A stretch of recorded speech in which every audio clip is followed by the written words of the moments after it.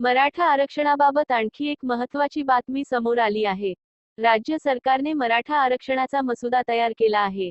तर यात मराठा समाजात स्वतंत्र 13% आरक्षण दिले जाणार असल्याची माहिती सूत्रांकडून मिळाली आहे. एकीकडे मराठा आरक्षणासाठी मनोज जरांगे पाटील यांच्या उपोषणाचा आजचा 8वा दिवस आहे. तर दुसरीकडे राज्य सरकारने येत्या 20 फेब्रुवारीला एकदिवसीय अधिवेशन घेणार असल्याचे सांगितलेले आहे. त्यामुळे राज्यात आरक्षणावरून चांगलेच वातावरण तापलेले पाहायला मिळत आहे. अशातच सरकारने नवीन कायदा करण्यासाठी मसुदा सादर केला आहे. मराठा समाजात स्वतंत्र 13% आरक्षण. सूत्रांनी दिलेल्या माहितीनुसार मराठा समाजास आरक्षण देण्यासाठी राज्य सरकारने मसुदा तयार केला आहे. निवृत्त न्यायमूर्तीची या मसुद्यासाठी मदत घेतली होती. कोर्टात नवा कायदा टिकेल असं तज्ज्ञांचं मत आहे. कुणबी वगळून आता राज्यात 32% मराठा समाज असल्याचे अहवालात सांगितले गेले आहे.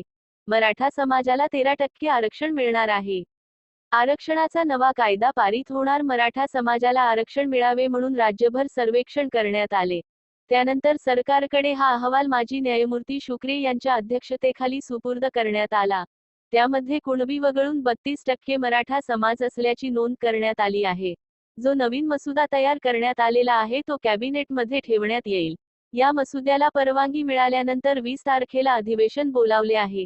त्या अधिवेशनामध्ये मराठा आरक्षणाचा नवीन कायदा पारित होणार असल्याची माहिती सूत्रांकडून देण्यात आली आहे.